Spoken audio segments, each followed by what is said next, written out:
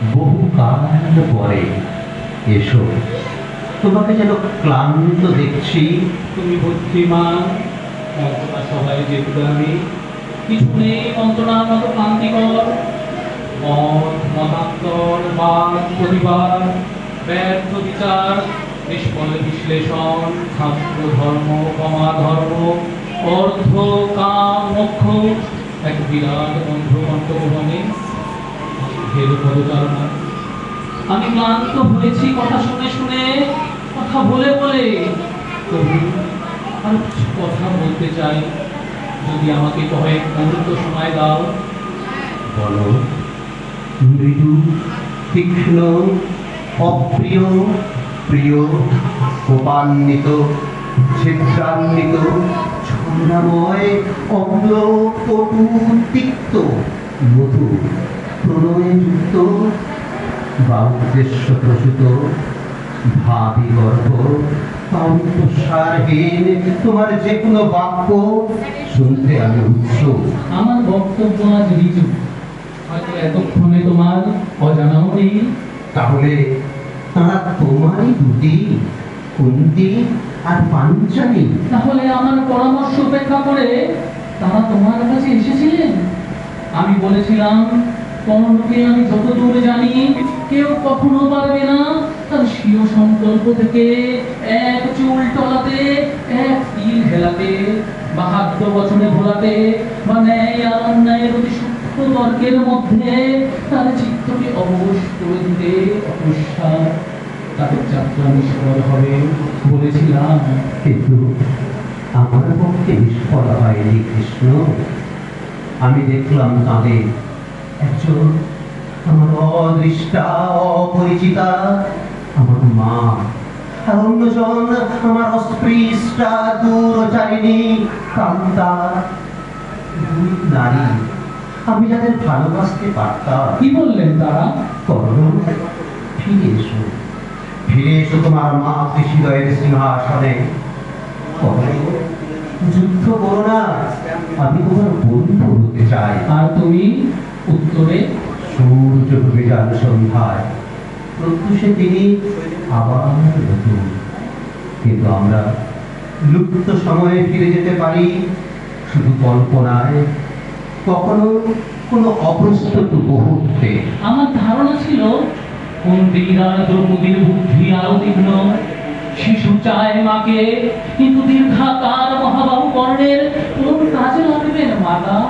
তরুণেরা খোঁজে বান্ধবী, কিন্তু যৌবন জীবনের চেয়েও অনিত্য, এমনকি কর্ণের পক্ষেও, পাঞ্চালীর পক্ষেও।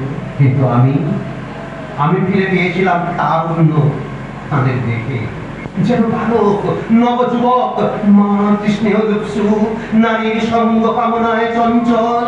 আমি তাদের কাছে কৃতজ্ঞ, তারা এসেছিলেন। তবু তোমার বিচার বুদ্ধি স্থির ছিল নিশ্চয়ই। কৃষ্ণ, আমার গরম পাত্র মধুর হয়ে উঠল আজ। আমি সকৃষ্ণ। বলো, যুদ্ধের লগ্ন কি স্থির? আগামীকাল সূর্যোদয় আরম্ভ। আগামীকাল সূর্যোদয়ে?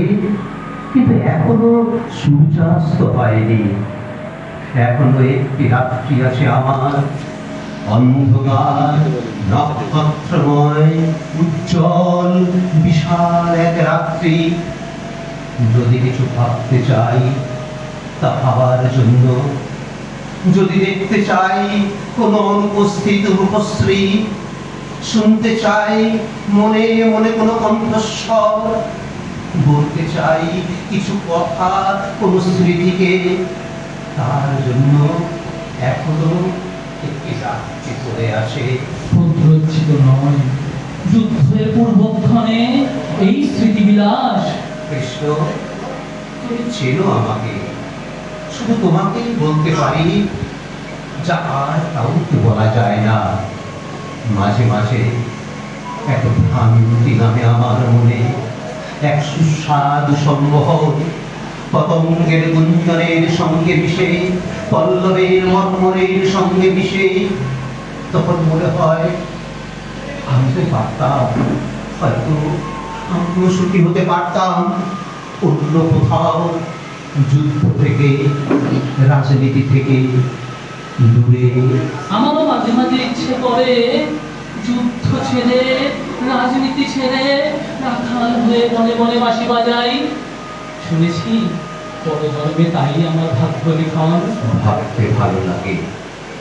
বাঁশির সুর, অপরাধহীন সকাল থেকে সন্ধ্যা, দুপুর বেলায় বটের ছায়ায় তন্দ্রা। কিন্তু আমি তা চাই না। আমি চাই না উদ্ভিদের মতো জীবন।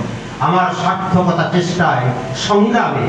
হলদর বলরামের সিদ্ধান্ত, তিনি থাকবেন উদাসীন রণস্থল থেকে দূরে, কলসরা সরস্বতীর তীরে, তার স্থির কেন্দ্রে, শান্তির অন্তপুরে।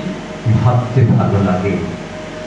বৈরাগ্য, নির্জনতা, বদ্ধহীন ছন্দবন্ধ দিন, অন্তরীণ দিনের পর দিন। কিন্তু জানি আমার পথ ভিন্ন। আমি অপ্রিয়ের দুঃসাধ্যের সাধক। আমিও বলি বলরামের দৃষ্টান্ত অন্যদের অনুকরণযোগ্য নয়। তিনি নিষ্ক্রিয় রইলেন বলে কুরুক্ষেত্র কি প্লাবিত হবে না রক্তে? কখনো কোনো রাখালের বাঁশির সুরে কোনো অস্ত্রের প্রতি কি রুদ্ধ হয়েছে? যার নিবারণ সম্ভব হলো না, অংশগ্রহণই কর্তব্য। আমি তোমাকে শ্রদ্ধা জানাই, কেননা সব বুঝেও, সব সত্ত্বেও, মন্ত্রীর আবেদন, পাঞ্চালীর প্ররোচনা সত্ত্বেও তোমার চরিত্র থেকে স্খলিত হওনি তুমি। আজ তোমার নিজস্ব নিয়ন্ত্রণ। তবু